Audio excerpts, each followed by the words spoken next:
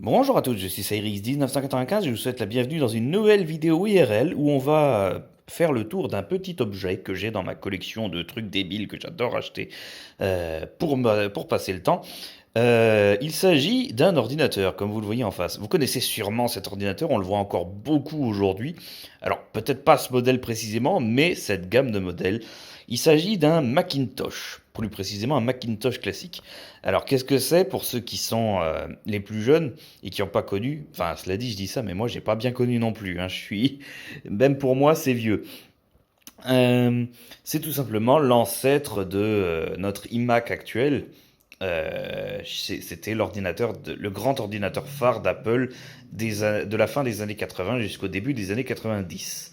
Pour vous faire rapidement le topo sur cette machine, donc le Macintosh, il est sorti en 1984 à l'origine. Alors pas ce modèle-là, mais le modèle originel. Euh, il est sorti après plusieurs machines d'Apple, c'est-à-dire le Apple I et le Apple II, qui étaient les premières machines d'Apple qui ont été un grand succès commercial, qui ont permis à la marque de faire une place dans l'industrie informatique de l'époque. Et puis avant ça, il y avait eu le Apple Lisa, qui était une machine très similaire au Macintosh, mais un peu plus onéreuse. Et le Apple Lisa et le Macintosh ont en commun d'avoir été développés par un des fondateurs de la marque et le plus emblématique personnage de la marque, ce cher monsieur Steve Jobs. Alors, le Macintosh à la base, c'était pas lui qui devait le développer, c'était un monsieur nommé Jeff Raskin qui s'est fait dégager par Steve Jobs quand celui-ci a récupéré le projet euh, pour, euh, pour au final virer toutes les idées du gars et faire donc cette machine qui, pour l'époque, était singulière, qui avait un côté très gadget et futuriste, et qui pourtant n'a pas réussi à trouver son utilité et a été un espèce de flop commercial jusqu'à ce qu'elle finisse par se démocratiser un petit peu de force. Euh, Celui-ci, c'est le Macintosh classique. Il est sorti en 1990, donc 8 ans, non, 8 ans, 6 ans après le Macintosh original. Et il a en commun avec lui qu'il garde son design original, c'est-à-dire cette espèce de carcasse tout en un, avec le lecteur disquette et l'écran intégré, qui avait un côté très mignon comparé aux autres machines de l'époque, où par exemple si on prenait les IBM PC ou ce genre de choses, en général on avait un gros truc qui se mettait sous l'écran, qui pesait un âne mort et qui faisait un bruit infâme. On avait aussi des trucs comme ce machin, qui est un Commodore 64, que vous pouvez peut-être connaître aussi, c'est l'ordinateur le plus vendu de tous les temps. Et donc là, l'ordinateur se mettait dans le clavier. Ça, c'est tout l'ordinateur en lui-même. Et en dessous, vous avez un lecteur disquette. Et donc on avait ce design qui était unique à Apple, qui a eu un, qui a eu un côté fou de par son côté très emblématique et qui pourtant n'a pas si bien marché que ça, euh, mais qui est resté dans les mémoires. Et techniquement, comme vous voyez, aujourd'hui, cette machine, c'est toujours un peu l'iMac d'aujourd'hui. On a l'écran, on a tout dans la même machine, et on a un clavier et une souris. Alors à l'époque, fatalement, le design était un peu plus ancré dans son jus. La plupart des machines étaient beiges. Cet engin-là n'est pas beige normalement. Il faut savoir qu'il a pris un coup de vieux, il a jauni. Et à la base, il était blanc, vraiment blanc. Mais bon, celui-ci est quand même bien conservé. Mais on ne peut pas tout avoir. Faut dire que c'est une machine qui a plus de 30 ans. Et déjà, l'avantage, c'est qu'il fonctionne encore. Donc comme vous le voyez, ça se présentait sous cette forme. C'est pas bien différent d'une machine moderne, à ceci près que c'est beaucoup plus grand. Euh, Enfin, beaucoup plus grand. C'est beaucoup plus profond. Par contre, c'est beaucoup plus petit. Si je mets ma main à côté, vous voyez, c'est assez petit et c'était fait pour se transporter. On pouvait le mettre dans une sacoche et on pouvait le transporter partout. Il y avait juste à trimballer un clavier et une souris à côté. Et dans l'ensemble, on pouvait voyager avec pas trop difficilement. C'est pas si lourd, ça doit peser 15 et, entre 10 et 15 kilos, je dirais. Alors c'est sûr, c'est pas un MacBook niveau transport, mais pour l'époque, ça se mettait facilement dans un sac à dos. Par contre, tu mettais que ça dans ton sac à dos. Mais il faut dire que c'était plutôt bien pensé. Euh, Son clavier en lui-même est pas si grand. Faut dire que quand on voit les claviers actuels, ça a beaucoup grandi. Il a pas mal de bizarreries par rapport à un clavier moderne. Faut dire qu'à l'époque, il y a pas mal de standards qui n'étaient pas établis, notamment cette disposition des flèches qui est horrible. Clairement, c'était pas fait pour le jeu vidéo. Il faut dire qu'à l'époque, sur Mac, on jouait avec les touches I, J, K et L. Je sais pas pourquoi. Bon, c'est-à-dire, il y avait bien déjà le ZQSD à l'époque, mais les FPS, c'était pas ça. Donc, on avait plutôt cette configuration. Et des fois, on jouait aussi avec le pavé numérique. parce que ça permettait d'aller dans 8 directions différentes. Il y a la touche contrôle qui est toute petite, c'est assez marrant. Il y a la touche pomme, mais ça, bon, ça c'est un classique des claviers Apple. La touche ESC est là. C'est marrant, hein, je ne sais pas ce qu'elle fout ici. Et donc du coup, oui, il y a tout un tas de conventions qu'il n'y avait pas. Et donc là-haut, on n'a pas la touche ESC, on a juste l'arrobase qui commence ici. Et puis on a ce bouton ici. Ce bouton sur certains Mac, pas sur celui-ci, permettait de démarrer la machine. Il y avait certains Mac qui avaient une fonction de démarrage directement à même le clavier. En soi, la fonction est plutôt cool, sauf que quand on a un chat, c'est super chiant parce que cette andouille continue à démarrer. Pouvait démarrer la machine à peu près quand il voulait. C'est à toi que je parle. Coucou. Non, mais oh. Non, puis en plus, lui, il a jamais rien démarré, parce que de toute façon, on peut pas démarrer cette machine-là avec le clavier. Pourquoi on peut pas? Parce qu'à l'époque, les Macintosh étaient directement, et la plupart des PC, étaient directement reliés à l'allumage par leur alimentation. Vous avez sans doute, si vous avez une tour PC, déjà vu que derrière votre PC, vous avez un petit interrupteur qui permet d'enclencher ou non l'alimentation, et qui fait que quand il est à zéro, la tour ne s'allume plus. Bah là, c'est ça, sauf que il fallait vraiment le passer. Dès qu'on le passe sur on, le PC s'allume, et dès qu'on le passe sur off, le PC s'éteint. Et donc cet interrupteur se trouvait dans le dos de la machine. Je vais essayer de vous la sortir de son trou pour vous la montrer un petit peu plus en détail avant de la démarrer. Alors, avec le téléphone dans la main, c'est toujours très facile. Pardon pour l'image.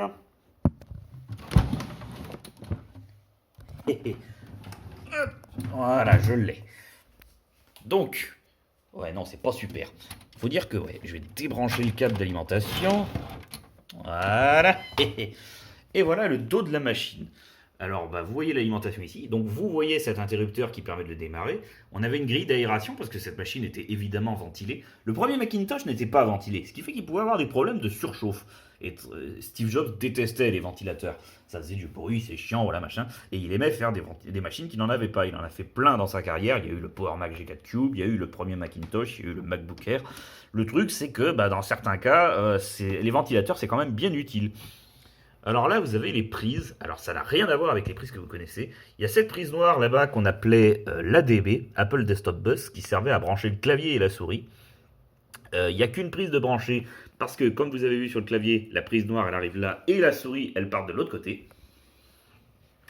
On a des ports, alors je me rappelle plus de tout. Ça c'est ce qu'on appelle un port SCSI, c'est ce qui permettait de brancher notamment des disques durs.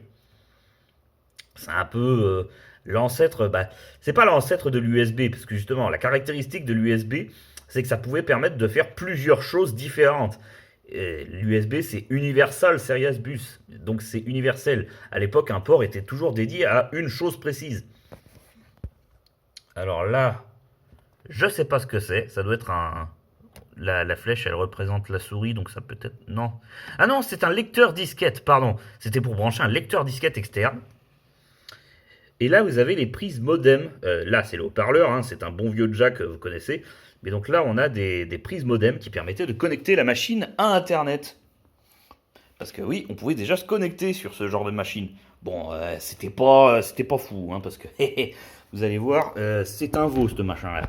Faut dire que dans les années 90, le Macintosh classique, c'est... Ah, le téléphone. Pardon. Je vais essayer de le calmer. Hop, est-ce que tu veux te calmer, téléphone? Hop là, voilà. Alors, le Macintosh classique dans les années 90, c'est un modèle qui faisait assez vieux.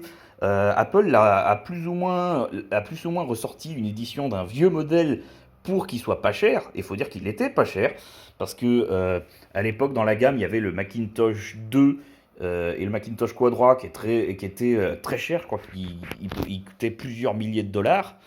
Et le Macintosh classique, lui, coûtait 900 dollars pile, il était sous les 1000. Et à l'époque, pour un ordinateur, c'était vraiment pas cher du tout. Ce qui était très cool. Malgré tout, du coup, il était très très lent et très très daté en termes de fonctionnement. Ce qui fait qu'il n'a pas eu un si grand succès que ça. Alors, on va essayer de le remettre dans son trou. Avec un plan au passage sur le Commodore 64. J'ai mis le stabilisateur pour la vidéo, j'espère que ça va fonctionner. Hop, maintenant il faut le rebrancher, ce n'est pas évident. Voilà, où est la prise? Là, je l'ai. Recule, hop là.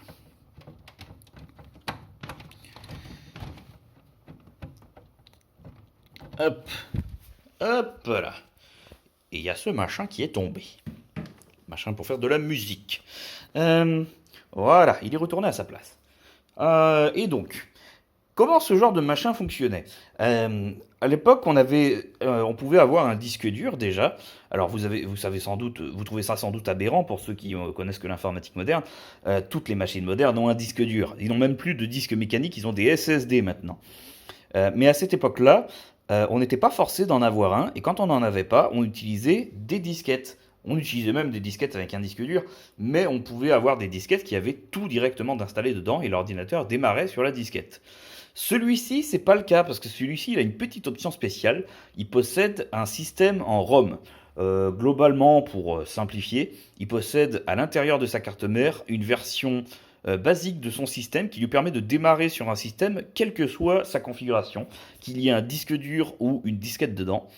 Et c'est très pratique parce que du coup ça le rend utilisable en toutes circonstances. Hop, on va faire un petit tour sur la souris rapidement. Ça c'était la deuxième souris d'Apple. Et comme vous le voyez, les souris d'Apple de l'époque, elles n'avaient un seul clic. Même pas de molette, même pas de clic droit. C'était dans une volonté de faire un truc simple et utilisable, parce que Apple, c'est un des premiers fabricants à avoir utilisé la souris à grande échelle. Le Macintosh, c'était le deuxième ordinateur de la marque à s'en servir après le Lisa. Et le Lisa, je crois que c'était le premier ordinateur commercial à utiliser la souris. Et donc, comme à l'époque c'était nouveau et vraiment novateur, il y avait une volonté de faire un truc extrêmement simple, et donc on avait un seul clic, pas plus. Évidemment, c'est une souris à boule. Alors ça, vous avez sans doute entendu parler, ou même déjà expérimenté. C'était très rigolo, mais alors c'est assez chiant parce que ça avait très peu d'inertie, ça glissait assez mal. Puis alors il fallait la nettoyer tout le temps parce que ça ramasse la crasse et dès qu'elle est encrassée, elle ne se déplace plus comme il faut. Voilà. Et on va démarrer la bête. Donc on va directement dans son dos actionner l'interrupteur et il nous fait un peu une gueule de bois. Alors ce modèle est conservé en état, mais il est un peu fatigué et des fois il lui arrive de faire des caprices. Bon, vous en faites pas, il devrait partir. Cet écran fait un peu peur, mais en vrai, il est pas si il est pas si attristant que ça. C'est l'écran de la RAM quand elle n'est pas configurée. Basiquement, c'est la configuration de base de l'ordi quand il n'a pas encore démarré. Allez mon vieux. Fallait être patient avec ces machines. Alors, il faisait pas forcément ça dans son état de base. D'ailleurs, il ne le fait pas tout le temps. Mais bon, de temps à autre, il le fait. Et là, dans la vidéo, il a décidé de casser les pieds. Ça y est, il a fait bip bip.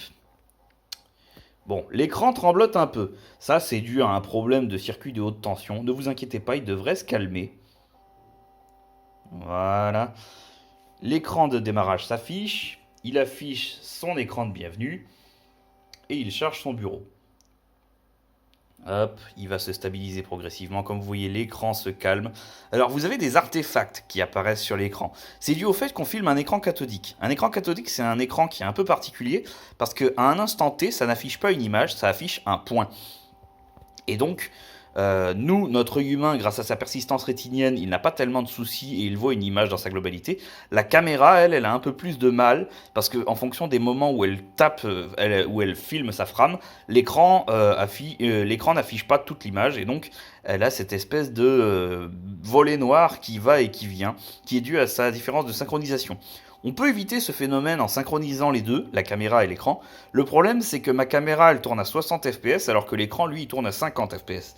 Donc, pas évident. Nous voilà donc du coup sur le bureau. Comme vous voyez, ça n'a pas tellement changé comparé à un ordinateur actuel. On a toujours notre disque dur sur la gauche. Et on peut ouvrir, on a nos icônes, nos fenêtres. Alors la disposition est pas exactement la même. Comme vous le voyez, c'est en noir et blanc. La plupart des Mac bas de gamme et les premiers Mac étaient toujours en noir et blanc, tout simplement parce que c'était moins cher. Et oui, à l'époque, on était prêt à faire le compromis de la couleur pour se procurer un ordinateur, tout simplement parce qu'un ordinateur, ça coûtait les yeux de la tête. Et c'était pas qu'Apple, hein, tous les ordinateurs étaient chers à cette époque. Il y a des ordinateurs qui coûtaient plus cher qu'une voiture. Autant dire que dans les clubs d'informatique, il y avait un passionné sur 10 qui en avait un. La plupart des passionnés d'informatique avaient surtout des calculatrices, tout simplement parce que c'était beaucoup plus abordable. Alors, quand on est sur ce bureau comme ça, bah, on peut pas faire grand-chose parce que comme je disais, on est sur un système intégré à la ROM, mais sur la ROM, il n'y a pas beaucoup de place, donc on n'a pas grand-chose d'intégrer. Et donc à l'époque, bah, et même à l'époque sur disque dur, on n'avait pas beaucoup de place non plus. Donc généralement, on mettait des disquettes. C'était pratique parce que bah, déjà c'est très rigolo à rentrer et à sortir. Ça se stockait dans une boîte et on pouvait mettre plein de trucs dedans et on pouvait faire du tri facilement. Sur cette disquette là, j'ai plein de jeux, j'en ai 5. C'est quelques jeux qui étaient assez connus sur le Macintosh de l'époque. Il y a notamment le jeu d'Alex. C'est assez rigolo parce que bah, c'est dingue de se dire que ce jeu date des années 80 et qu'il y avait déjà Doctor Who dans les années 80. Alors Doctor Who, vous connaissez peut-être, c'était dans les années 60. Hop. Mais malgré tout, c'est assez amusant de voir un repère générationnel qui existe encore aujourd'hui. On va jouer un petit peu. Alors Daleks, le jeu est assez rigolo. J'ai le docteur ici que je peux diriger dans les directions que je veux et il est poursuivi par des Daleks. Et donc je vais cliquer dans une direction, les Daleks vont commencer à me poursuivre. Et mon but c'est de tuer tous les Daleks. J'ai deux moyens de le faire. J'ai par exemple mon tournevis sonique, comme ceci, et je peux également les faire se rentrer dedans, comme ceci. Le problème c'est que vous imaginez bien que si je me contente simplement de faire ça, il y a un moment je vais me faire bouffer quand même. Alors là ça va, j'ai eu du bol. Hop, je peux sauter la partie quand c'est prêt. Mais quand j'ai une impasse et que je ne peux pas faire grand chose de bien constructif, je possède un bouton de téléportation que je vais utiliser maintenant et qui va me téléporter au hasard sur la map. C'est à la fois intéressant et à la fois très casse-pied parce que ça peut m'envoyer directement sur un Dalek. Et plus il y a de Dalek à l'écran, plus il y a de chances que ça arrive. Donc en général, on essaye de se téléporter avec modération. Et là, j'ai fini ce niveau. Hop. C'était très primitif comme jeu, mais ça a un côté rigolo. Faut dire qu'à l'époque, les jeux, c'était pas, c'était les jeux de passionnés qu'on développait dans les garages. Il n'y avait pas des gros studios comme aujourd'hui. C'était pas encore une industrie si démocratisée que ça. Cela dit, à l'époque du Macintosh classique, en 1990, il y avait déjà des consoles et des consoles assez populaires.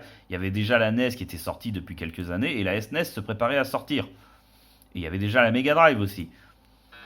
Mais cette machine-là est plus témoin des années 80 que des années 90, parce que, bah, comme je vous l'ai dit, c'est plus une machine des années 80 qui a été sortie en modèle bas de gamme dans les années 90. Vous l'entendez d'ailleurs à sa manière de piailler, c'est pas tellement moderne. Je crois qu'il est capable de jouer de la musique quand même, mais la plupart du temps, il se contente de faire des bip bip comme il fait actuellement. Hop.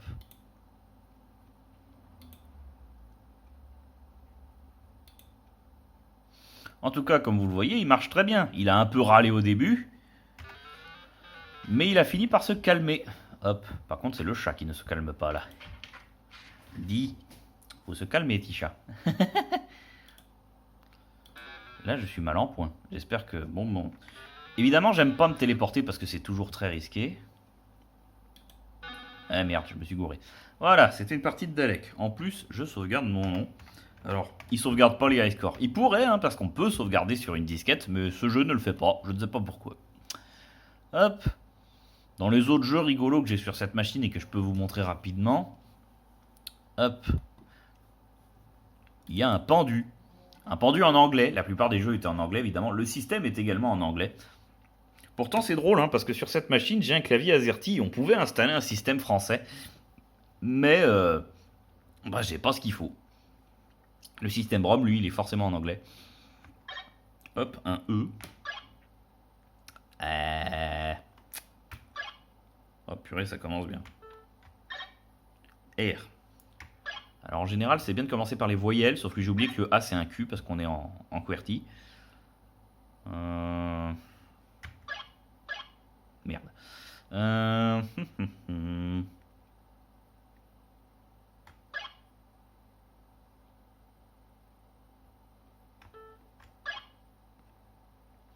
Bon bah je suis marron là. Garbage. Oh bah je l'aurais pas trouvé. Hein. Il y a d'autres. L'avantage du jeu, c'est qu'il est assez diversifié. Il y a pas mal de séries de mots. Il y a les présidents. Moi j'aime bien les compositeurs parce que les compositeurs c'est universel. Enfin, faut avoir fait un peu de musique quoi. Alors, ça commence bien, il n'y a pas de R, T, I. Est-ce qu'il y a un Y à la fin? Ouais. Donc ça doit être un russe. Avec un K. Hmm. Ah, bah c'est Monsieur Stravinsky, ça. Voilà. On va en faire un autre pour rigoler. Alors, il n'y a pas de voyelle déjà, ça commence bien. Ah, si, un O. Il n'y a pas un A. Ah. Oula, qui c'est ça?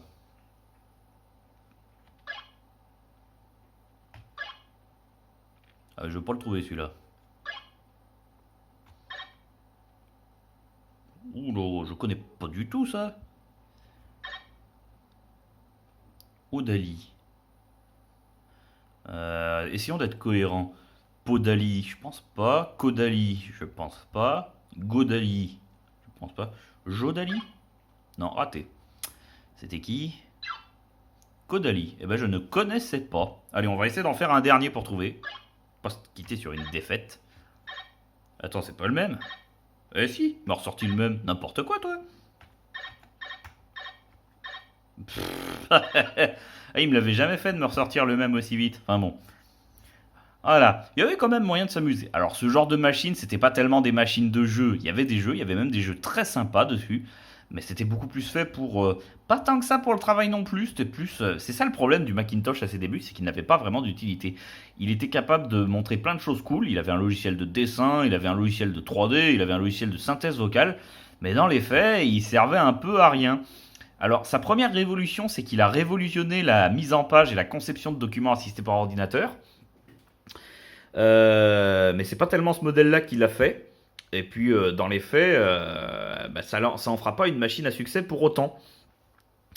C'est pour ça d'ailleurs que c'est assez drôle parce qu'Apple s'est accroché à ce modèle alors que au final on le donnait pas gagnant dès le départ. Il a mis beaucoup de temps à se démocratiser et aujourd'hui il y a toujours le Macintosh.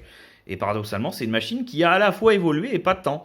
Parce que c'est vrai qu'aujourd'hui, le Macintosh, c'est pas une machine. Enfin, c'est une machine avec laquelle on peut faire plein de trucs. On peut travailler, on peut faire toutes les choses modernes, on peut faire un ordinateur, on peut même jouer.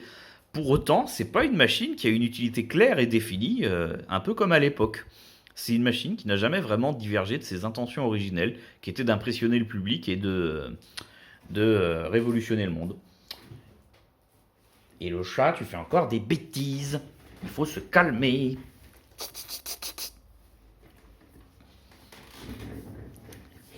Interlude félin. Et donc,